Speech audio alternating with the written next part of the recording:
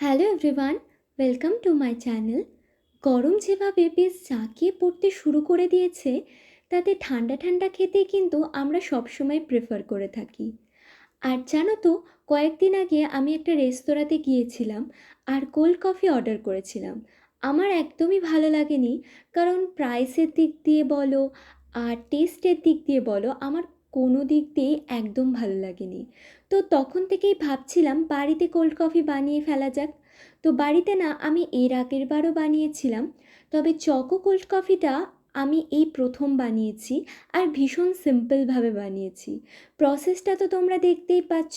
শুধু কী কী ইনগ্রিডিয়েন্টস নিয়েছিলাম তা একটু বলে দিই।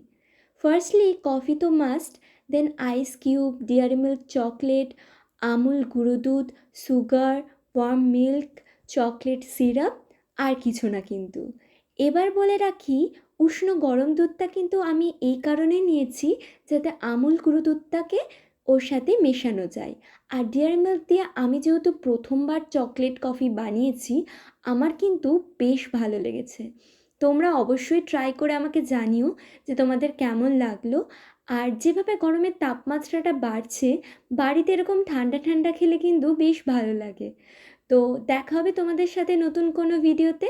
আজকের মতো আসি। So tata.